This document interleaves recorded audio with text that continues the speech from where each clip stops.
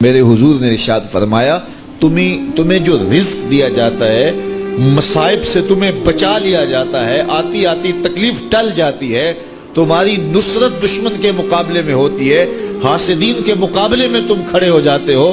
فرمایا تمہیں پتہ ہے یہ تمہیں کیوں ایسا ہوتا ہے؟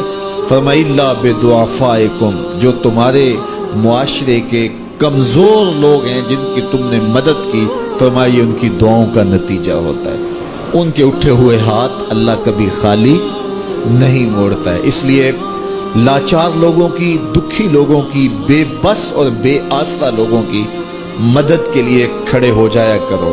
وہ کسی نے کہا تھا کہ بڑوں کی بڑی بڑی خدمتوں سے وہ سکون نہیں ملتا جو چھوٹے چھوٹے لوگوں کی چھوٹی چھوٹی خدمتوں سے مل جاتا ہے۔ بڑوں کی بڑی خدمتیں بھی کریں تو وہ راضی نہیں ہوتے، لیکن چھوٹوں کی چھوٹی چھوٹی خدمتیں، یار غریب کو تو پیار سے کھڑا کر کے اس کے پشت پہ شفقت کا ہاتھ پھیر دیں تو وہ سارا دن خوشی سے گزار دیتا ہے کہ آج جو ہے وہ فلاں صاحب نے مجھے تکریم دی ہے، مجھے عزت دی ہے۔ تو میرے حضور نے فرمایا کہ تمہاری جو مدد ہوتی ہے اور رزق دیا جاتا ہے، یہ تمہارے کمزوروں کی وجہ سے اللہ تعالیٰ تمہارے اوپر کرم فرماتا ہے۔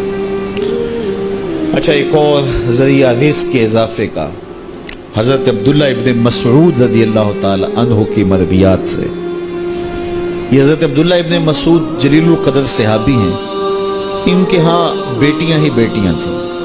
اچھا، جب ان کا آخری وقت آیا اور یہ بڑے سخت بیمار ہو گئے تو نزع کی سی کیفیت طاری ہو گئی، تو حضرت عثمان غنی رضی اللہ تعالیٰ عنہ ان کا حال پوچھنے آئے۔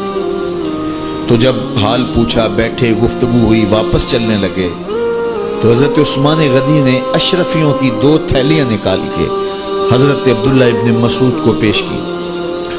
تو انہوں نے کہا کہ مجھے تو اس کی ضرورت نہیں ہے، میں تو اس دنیا سے جا رہا ہوں، تو یہ مجھے کیوں دے رہے ہیں؟ تو حضرت عثمان نے کہا کہ یہ آپ کی بیٹیوں کے لیے، چونکہ آپ کی بیٹیاں ہی بیٹیاں ہیں تو یہ میں ان کے لیے پیش کر رہا ہوں، آپ کو تو واقعی ضرورت نہیں، دنیا سے جا رہے ہیں تو یہ ان کے لیے۔ تو حضرت عبداللہ ابن مسعود نے پھر تھیلیاں موڑتے ہوئے کہا کہ میری بیٹیوں کو اس کی ضرورت نہیں ہے، اس لیے کہ میرے حضور نے فرمایا تھا کہ جس کے پاس سورہ واقعہ ہو اس کو غربت تنگ نہیں کر سکتی۔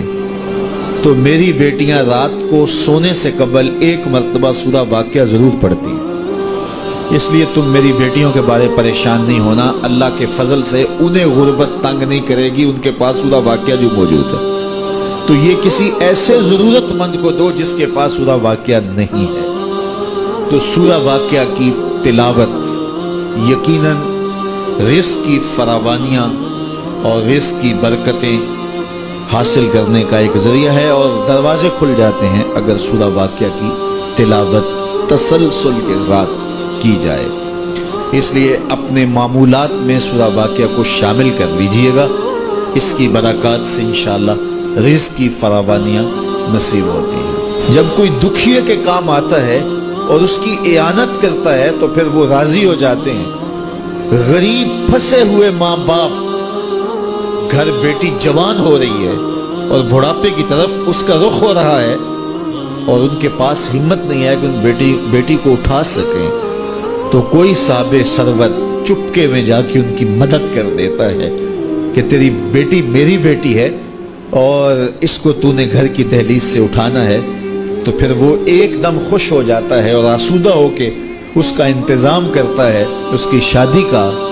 تو کوئی جانتا ہے کہ اس بوڑھے ماں باپ کے دل سے کتنی دعائیں نکلتی ہیں اور اس جو ہے وہ بیٹی کے دل سے کتنی تمنائیں اور کتنی جو ہے وہ نیک جذبات ان اشخاص کے لیے ہوتے ہیں جو ان کی مدد کے لیے کھڑے ہوئے۔ تو کوئی اس کا وزن ہے؟ کوئی وزن نہیں کر سکتا کہ اللہ تعالیٰ اس کی برکت کتنی عطا کرتا ہے۔ تو